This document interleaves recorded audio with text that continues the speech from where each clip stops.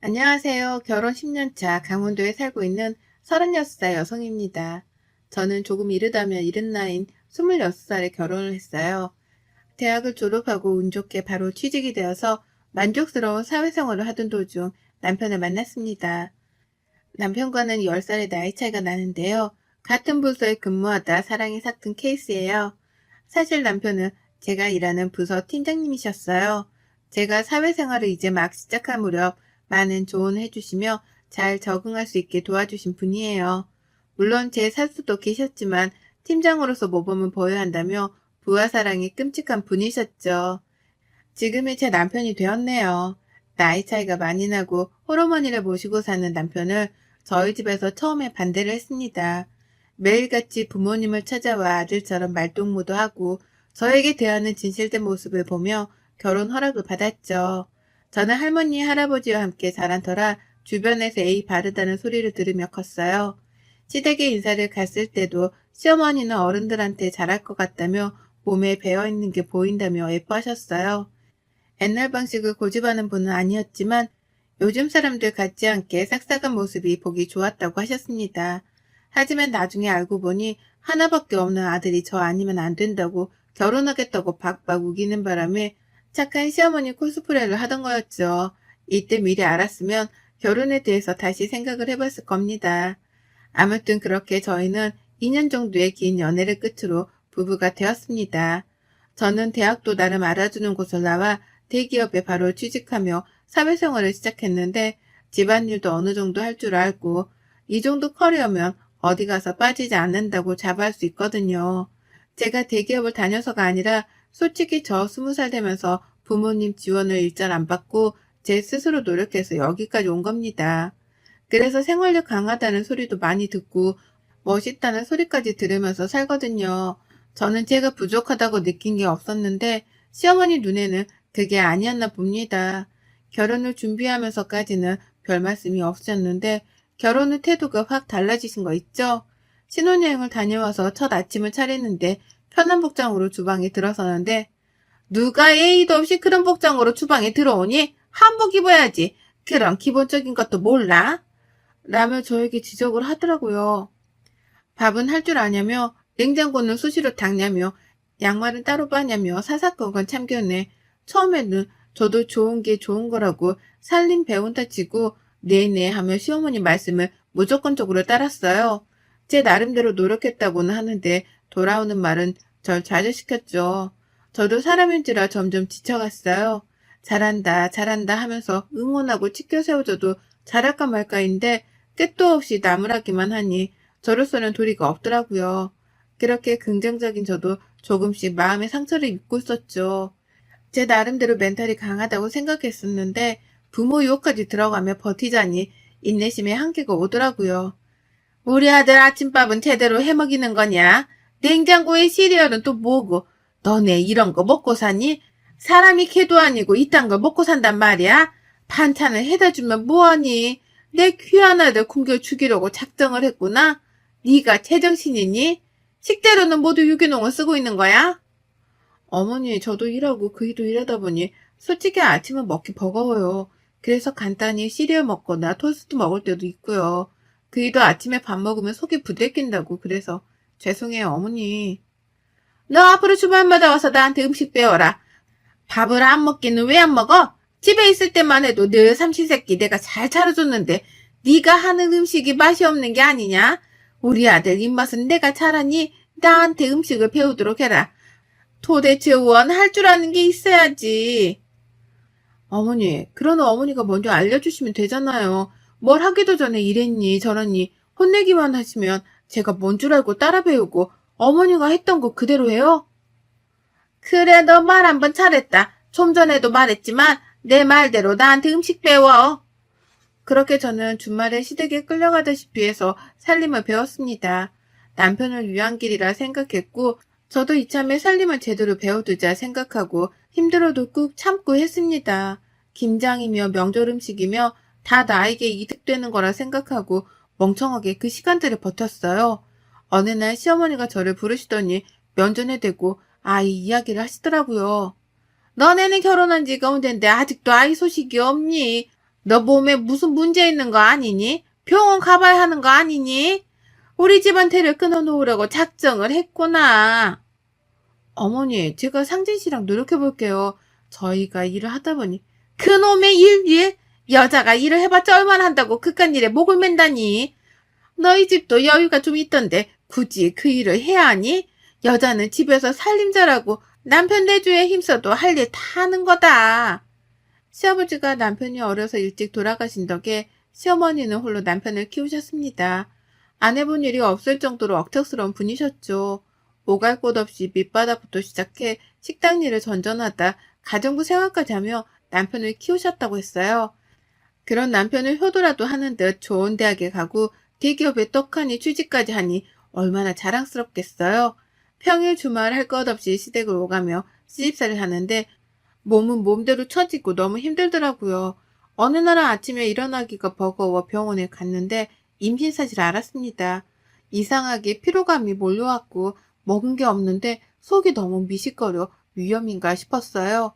임신했다는 사실이 조금 갑작스럽긴 했지만 남편에게 알려줬어요.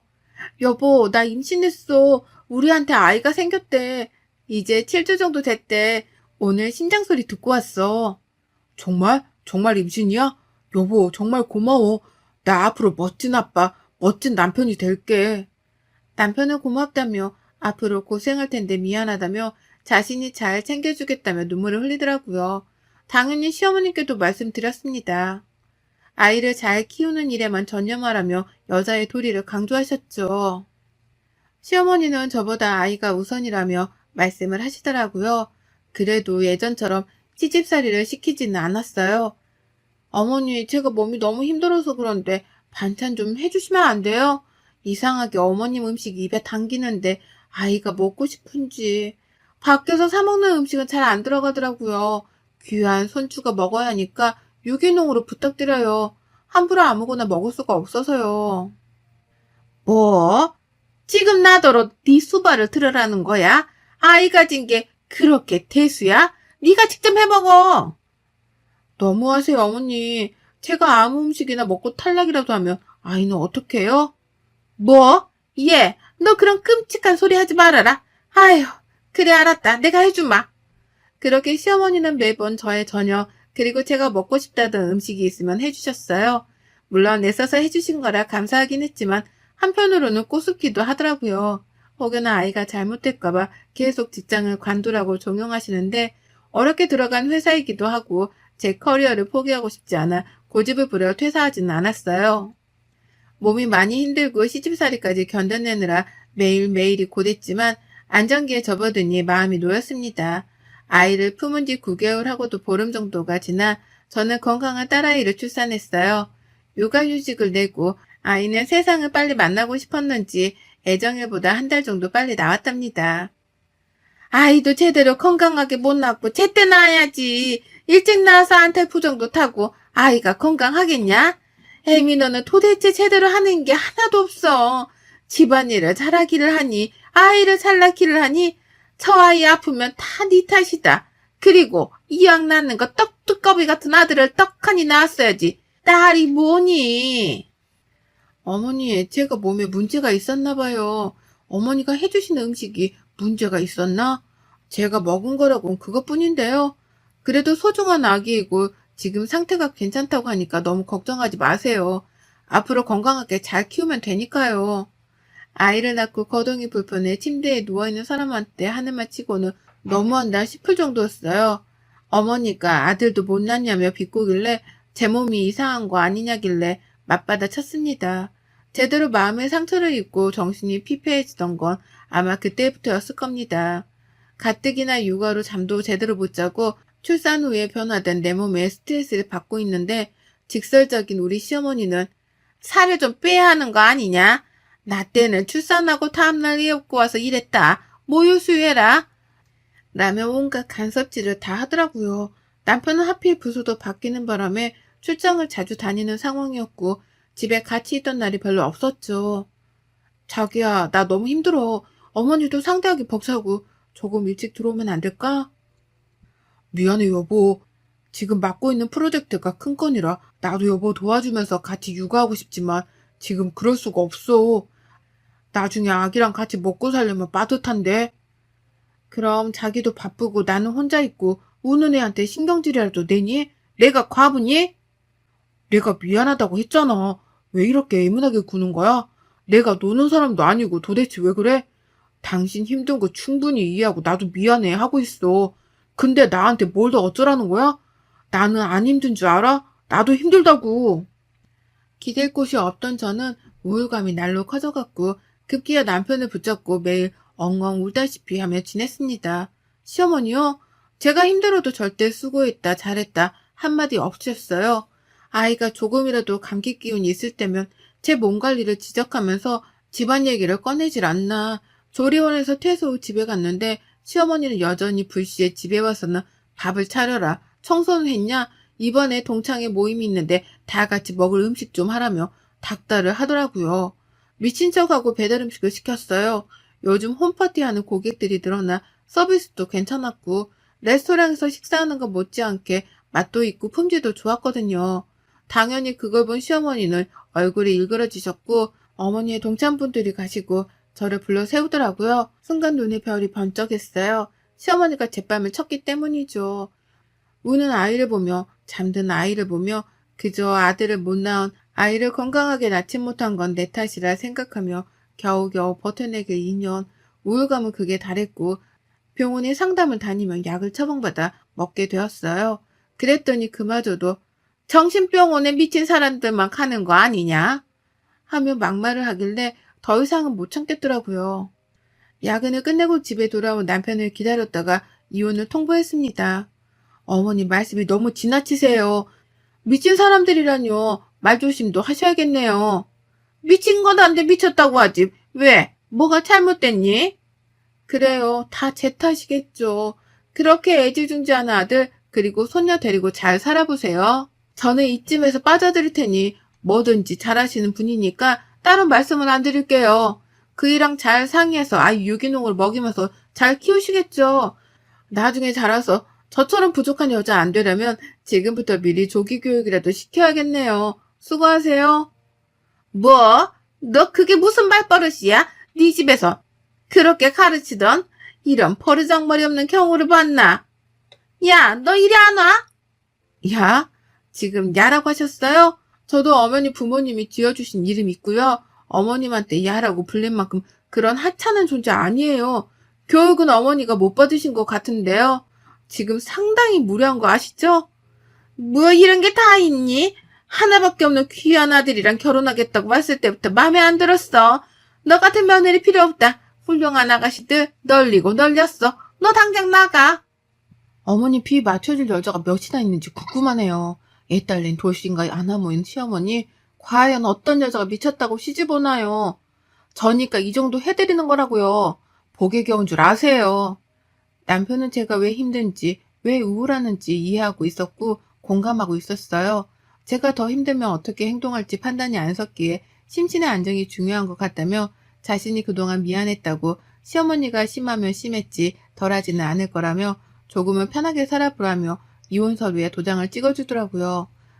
그동안 시어머니가 저한테 했던 행동들 남편이 몰랐던 건 아닙니다.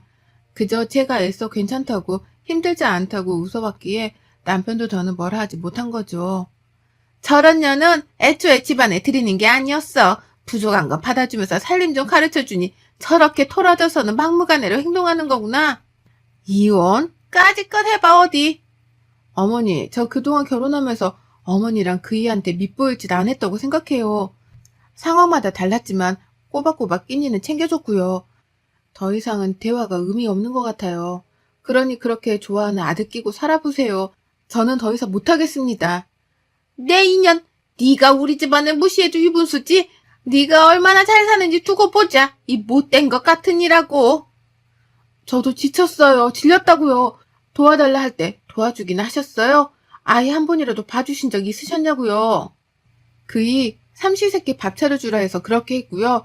제 고집 피우면서 회사 다니고 욕먹을 때도 저 가만히 있었어요. 어머니가 하는 말이 다 맞겠거니 옳겠거니 그러려고 넘겼거든요. 제가 이 집 며느리입니까? 종살이 하러 온 여자입니까? 제가 며느리긴 해요. 나도 너 같은 며느리 필요 없다. 하나밖에 없는 귀한 아들 고생시키기 싫으니 썩 꺼져. 저는 그 길로 아이를 남편에게 안겨주고 옷가지와 지갑만 챙겨 친정으로 왔습니다. 아이를 생각하며 가슴이 아파왔지만 더는 그렇게 살 수 없었어요. 남편과 아이를 정말 사랑했지만 시어머니의 모진 말과 모진 행동, 저를 어디까지 무시해야 속이 풀리는지 감이 안 잡히더라고요. 정말 죽고 싶었습니다. 친정 부모님은 놀란 눈으로 왜 그러냐며 저를 다그치셨고 저는 그동안에 있었던 모든 것을 말씀드렸어요. 저요? 저도 우리 집에서 사랑받고 자란 외동딸입니다. 그런 딸이 시집가서 행복하게 잘 살 줄 알았는데 이렇게 모진 수고를 겪고 있을 줄이야 꿈에도 모르셨겠죠. 딸 bab으셨던 친정아버지는 뒷목을 잡으시며 너무 기가 막히다며 할 말을 잃으셨어요. 감히 내 귀한 딸한테 그따위 짓을 했단 말이야? 김서방은 뭐하고 있었다니? 네가 그 꼴을 당할 동안 네 남편이라는 작자는 뭐라고 앉아있었냐 이 말이다. 그동안 안 써둔 사정 생각하고 아무 말 안 했지만 딸 가진 죄가 이렇게 크다니 너무 가혹하구나. 그 집은 더 이상 사람으로 대할 집안은 아닌 것 같네. 아빠, 내가 잘 살았어야 했는데 이렇게 못난 모습 보여서 미안해. 하나밖에 없는 딸이 내세울 게 없나 봐. 시어머님 말대로 난 정말 할 줄 아는 게 없는 그런 존재인가 봐. 죄송해요. 너 말은 똑바로 해. 하나밖에 없는 내 귀한 딸이야. 애지중지 해가며 나이 많은 놈한테 시집간다고 할 때 네가 좋으면 그만이었다. 네 스스로 네 가치를 매기지 말렴. 남편을 사랑하는 마음이 없던 건 아닙니다. 남편이 미워서 이혼한 게 아니에요. 시어머니의 모든 행동들과 모든 말들이 저를 고립시켰고 저를 피폐하게 만들어갔죠. 아마 그 집에 더 있었더라면 저는 안 좋은 생각까지도 했을 겁니다. 그렇게 친정에서 지내게 된 지 몇 년의 시간이 흘렀어요. 남편은 꾸준히 아이의 근황을 사진으로 보내주고 있었어요. 아이는 유치원에 다니고 있고 저는 남편과 다니던 회사에 사표를 낸 뒤 이직을 하기 위해 구직 활동을 전전해야 했어요. 면접을 보러 갈 때마다 번번이 퇴짜를 맞았는데 우연히 장명소에서 사무보조직원을 구했고 면접을 봤는데 당장 다음 날부터 나올 수 있냐고 하는 겁니다. 그래서 흔쾌히 알았다 하고 첫 출근을 앞두고 있었죠. 전 남편에게 전화가 오더니 시어머니가 돌아가셨다며 장례식에 와줄 수 없겠냐고 하는 겁니다. 정말 가기 싫었어요. 시어머니 생각만 해도 치가 떨렸으니까요. 하지만 전화기 너머로 들리는 남편의 울음소리를 외면할 수 없었습니다. 수민 엄마, 어머니 오늘 새벽에 돌아가셨어. 수민이 많이 보고 싶어 하셨는데 그동안 왜 연락 안 하셨는지 몰라. 이혼한 마당에 며느리랬던 사람한테 무슨 말을 듣고 싶어서 전화하셨겠어? 나 같아도 안 할 것 같아. 어머님은 어쩌다 돌아가신 거야? 지금 와서야 하는 말이지만 나 너무 힘들었어. 엄마도 많이 후회하시더라. 당신 볼 면목 없다면서. 그런데 그놈의 자존심이 뭔지 끝까지 연락 안 하시고 마음의 병인지 앓다가 돌아가셨어. 남편은 이미 많이 울었는지 힘없고 생기가 없는 그런 상태였죠. 장례식장에 갔더니 지난 시간이 생각나며 눈물이 왈칵 쏟아지더군요. 이혼을 하며 집을 나가는 그 순간까지 제 뒤통수에 대고 온갖 욕을 하시던 시어머니. 내가 미워서 그런 게 아니라고, 네 탓이 아니라고 한마디만 해주셨으면 지금 이렇게 마주하고 있지도 않았을 겁니다. 어머니, 이렇게 허망하게 가실 거면 왜 그렇게 저한테 모질게 대하셨어요? 조금만 저한테 다정하게 대해주셨더라면, 조금만 더 며느리로 인정을 해주셨더라면 우리가 이렇게 되지 않았을까요? 전 그때만 생각하면 아직도 어머니가 많이 원망스러워요. 왜 내가 못마땅했나, 무엇이 마음에 안 들었나 다 묻고 싶네요. 그곳에선 편안하셔야 해요.